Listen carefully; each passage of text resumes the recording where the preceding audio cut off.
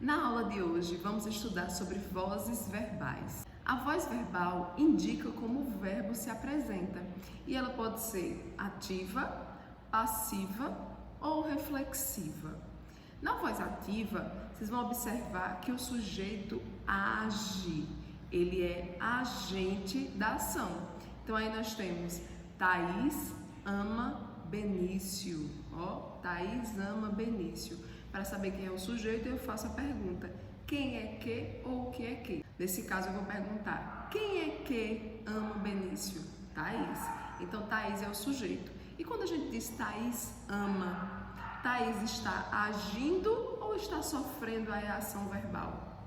Observem que Thaís, que é o sujeito, está agindo. Então, nesse caso aí, o verbo está na voz ativa. Já a voz passiva é quando o sujeito sofre a ação verbal. E aí eu vou dizer: Benício é amado por Thaís. Observem aí, quando eu digo que Benício é amado. Observem que o sujeito Benício, ele não está agindo. Ele, nesse caso, sofre a ação verbal. Então aí nós temos a voz passiva. A voz passiva pode se apresentar de duas formas. Então, eu tenho a voz passiva analítica e voz passiva sintética. Gente, sempre que vocês tiverem analítica ou sintética, vocês vão sempre pensar o seguinte: sintético vem de síntese, então é a forma reduzida, é a forma mais curta. Já a forma analítica é a mais extensa. Então, no caso da voz passiva analítica, é a que eu vou ter mais verbos, tá certo? Se na voz ativa eu tenho um verbo, na voz passiva eu terei dois verbos. Então, sempre vou acrescentar um verbo. E aí eu vou precisar do verbo auxiliar, tá certo, gente? E como é que eu vou fazer essa mudança da voz ativa para a voz passiva analítica, por exemplo?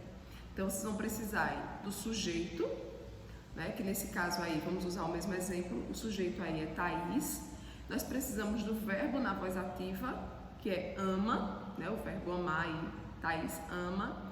E nós vamos precisar do complemento verbal, que não vem acompanhado de uma preposição. Ou seja, o verbo em questão precisa ser obrigatoriamente um verbo transitivo direto. Calma aí, professora, agora bagunçou tudo. Não, não bagunçou não, é muito simples. Verbo transitivo quer dizer que precisa de um complemento. E direto quer dizer que não tem preposição, não é iniciado com preposição. Então, quando eu digo Thaís ama Benício, quem ama, ama alguém. Esse verbo, quando eu digo Thaís ama, ama quem? Então, ele pede um complemento, ele precisa de um complemento, por isso ele é chamado de verbo transitivo. E quando eu digo aí Benício, observe que não tem preposição, não é iniciado por preposição. Então, nesse caso, nós temos um verbo transitivo direto, sendo o termo Benício o objeto direto, que é o complemento do verbo amar sem preposição. Então, recapitulando, nós vamos precisar aí do sujeito, Thaís, vamos precisar do verbo na voz ativa, que no caso aí é o verbo amar, e vamos precisar do objeto direto, que na oração aí é Benício, ok? Então, na mudança de voz ativa para voz passiva analítica, nós vamos inverter as posições do objeto direto e do sujeito. Então, quem é sujeito da voz ativa passa a ser o agente da passiva na voz passiva. Já o objeto direto da voz ativa passará a ser o sujeito da voz passiva, certo? E aí o verbo, como eu só tenho um verbo, que é o verbo amar, na voz passiva analítica, que é a mais extensa, eu agora terei dois verbos, certo, gente? Lembrando que eu sempre tenho que observar o tempo e o modo. Então, quando eu digo que Thaís ama Benício, aí eu estou me referindo ao presente do indicativo.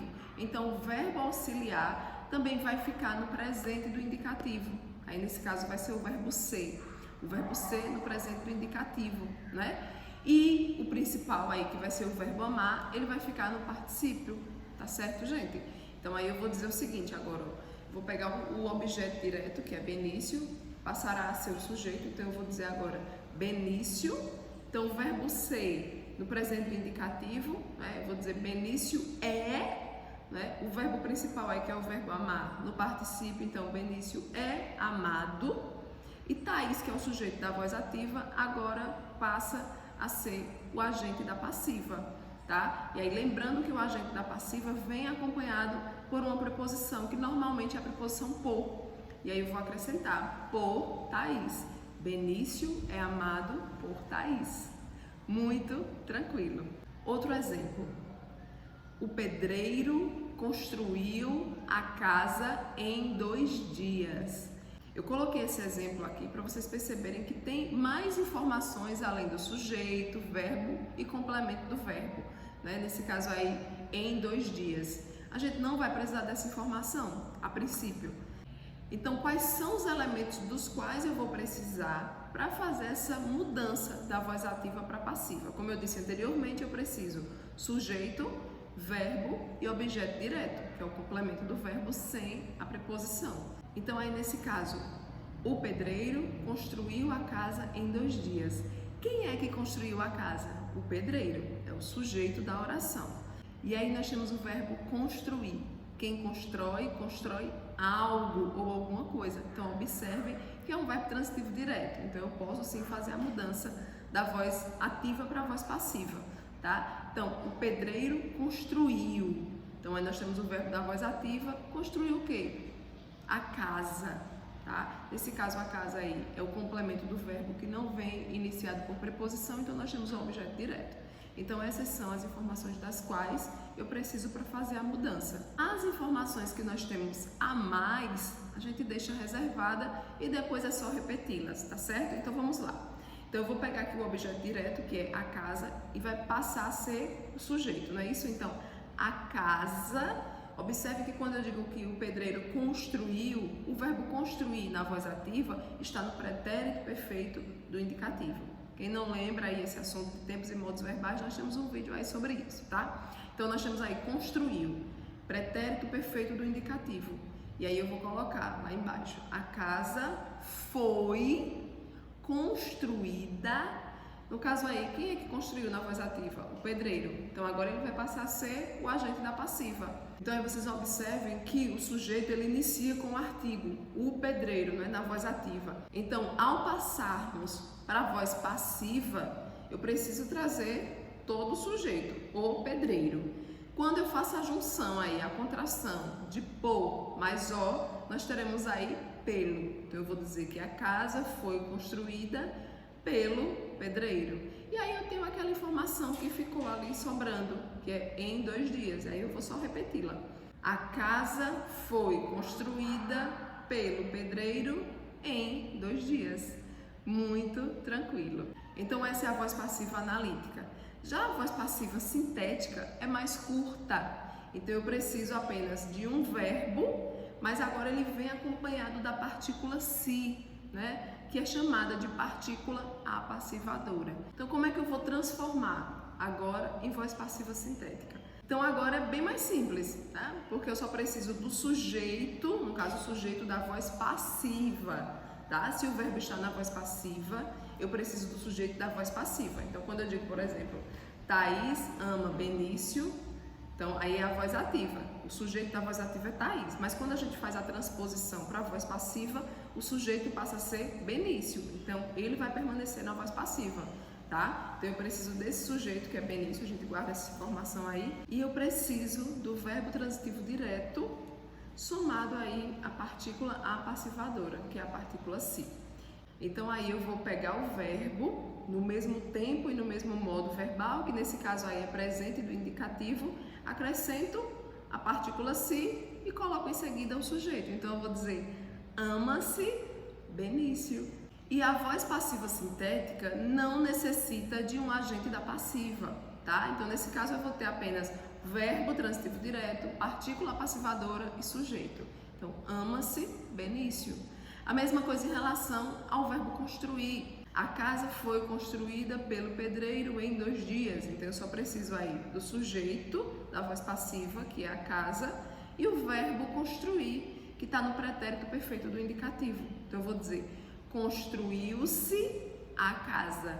Lembrando, gente, que tanto quando eu digo assim, ama-se Benício, quanto construiu-se a casa, observem que nas 2 situações o verbo está no singular. Por quê? Porque o verbo automaticamente concorda aí com o sujeito, que na primeira oração é Benício e na segunda oração é a casa, tá? Então, se o sujeito está no singular, o verbo vai ficar no singular. Se o sujeito estiver no plural, o verbo ficará no plural. Então, aí, se eu dissesse aí as casas, por exemplo, eu teria que dizer construíram-se as casas, tá certo?